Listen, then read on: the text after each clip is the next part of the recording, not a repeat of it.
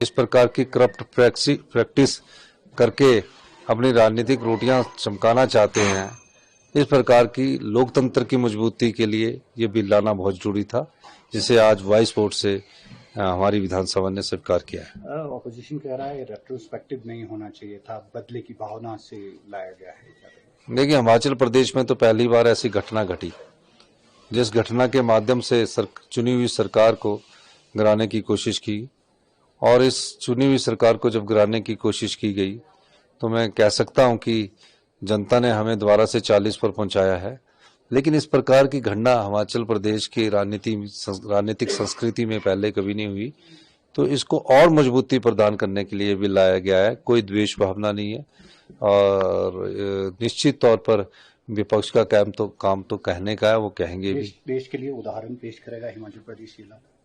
ये तो मैं कुछ नहीं कह सकता, ये तो हमने बिल पास किया है, मैं तो हिमाचल के संदर्भ में ही कह सकता हूँ। एक आपके फाइनेंशियल रिफॉर्म्स पे भी सवाल लेना चाहूंगा सर। जिस तरह से सैलरीज का मामला होता है आज, हालांकि कुछ और भी असेंबली में लाए गए हैं, आप क्या एश्योरेंस देना चाहेंगे? नहीं, उनको कल सैलरी मिल जाएगी। वो तो एक फाइनेंशियल प्रूडेंस करते हैं, फाइनेंशियल डिसिप्लिन करते हैं, और जनता को ये भी बताना पड़ता है कि 5 दिन पहले जब हम आपको सैलरी देते हैं तो लोन उठाकर देते हैं, जिस पर 7.5% ब्याज लगता है, और 3 करोड़ रुपया मंथली हमारा खर्चा 5 दिन का आता है, और पेंशन देने के लिए 10 तारीख को कहा है। तो उस चीज को, सिस्टम को स्ट्रीमलाइनिंग करना पड़ता है, ट्रेजरी में पैसा होना चाहिए। तो उस सब सिस्टम को स्ट्रीमलाइनिंग के तहत ये जो फाइनेंशियल रिफॉर्म्स है, फाइनेंशियल डिसिप्लिन है, इस दृष्टि में हमारी सरकार आगे बढ़ रही है। पिछली बार जब हमने सत्ता प्राप्त की थी तो जरूर इकोनॉमिक क्राइसिस था, हमने उस पर मजबूती से पकड़ बनाई और अब सुधार बड़ी तेजी से हो रहा है। पिछले साल से 20% हमारी जो इकोनॉमी है उसमें सुधार हुआ है। धन्यवाद। ऑपोजिशन को ब्लेम नहीं करना चाहिए। देखिए, ऑपोजिशन ने के कारण ही बहुत इस प्रदेश का बुरा हाल हुआ। चुनावों के 6 महीने पहले जो पानी देने का बिल की क्षमता रखता था, बड़े बड़े होटलों के पानी के बिल माफ कर दिए गए।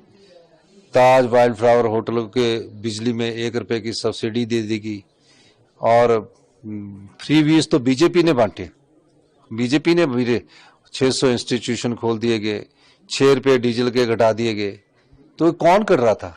और फिर उसके बाद हिमाचल की जनता ने जब वर्डिक्ट दिया 11 दिसंबर 2022 में, कांग्रेस की सरकार बनाई। इतना कुछ करने के बाद भी जनता ने कहा कि हम सुविधाएं तो आपसे ले लेंगे, लेकिन वोट जो है हम अपने तरीके से देंगे। हम उन सुविधाओं को धीरे धीरे, जिसकी क्षमता देने की है उससे लेना चाहते हैं, जिसकी क्षमता नहीं देने की है उसको और सहायता देकर उसकी आर्थिकी को मजबूत करना चाहते हैं।